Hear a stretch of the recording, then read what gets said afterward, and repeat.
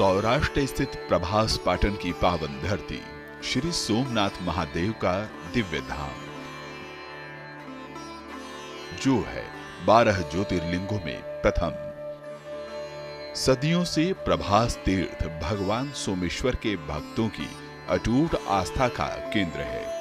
कहा गया है, सोमलिंगम नरो दृष्ट्वा सर्व पापै प्रमुच्यते, यानी सोमनाथ के दर्शन मात्र से मनुष्य सभी पापों से मुक्त हो जाता है। हजारों वर्षों से धर्म और अध्यात्म के शिखर स्थल पर अनगिनत लोग महादेव के सानिध्य का अनुभव करते आ रहे हैं।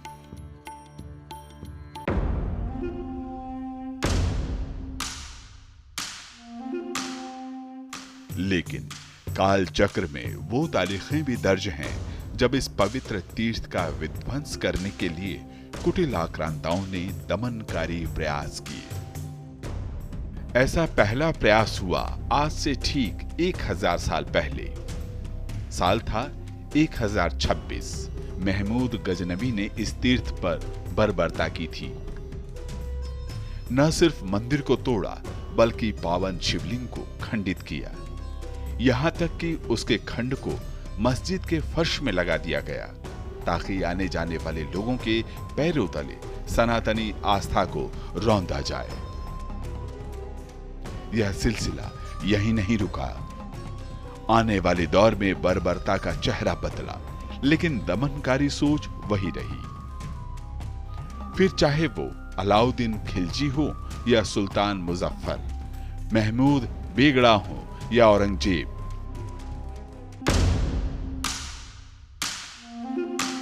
दमन का यह अध्याय बार बार दोहराया गया। कोशिश थी कि घंटियों की गूंज शांत हो जाए और आस्था की लौ बुझ जाए।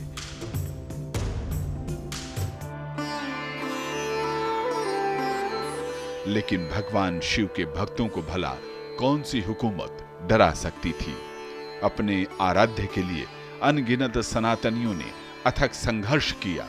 हजारों लोगों ने अपना खून बहाया ताकि भगवान सोमेश्वर का यह तीर्थ क्षेत्र सदैव लोगों के जीवन को आलोकित करता रहे।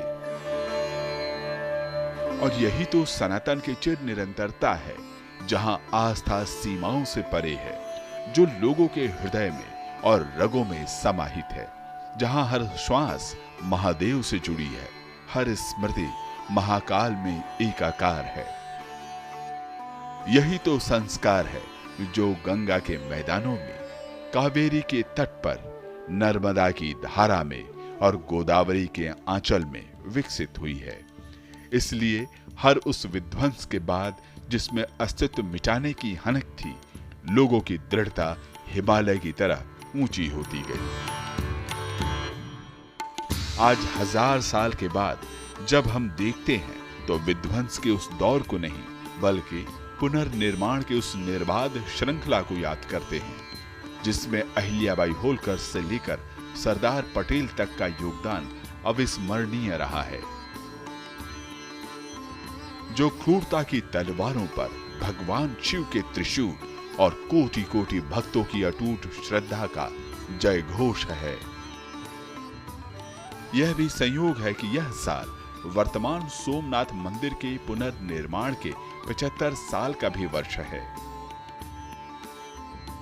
बीते 11.5 वर्षों में मोदी जी के नेतृत्व में मंदिर परिसर और श्रद्धालुओं के लिए सुविधाओं का लगातार विस्तार हुआ है, जो श्री सोमनाथ धाम की लगातार दिव्य होती आभा का प्रतीक है। इस अटूट आस्था और अदम्य विश्वास के 1000 वर्ष पूर्ण होने पर आज पूरा भारतवर्ष सोमनाथ स्वाभिमान पर्व मना रहा है। भूलना नहीं है, झुकना नहीं है, रुकना नहीं है।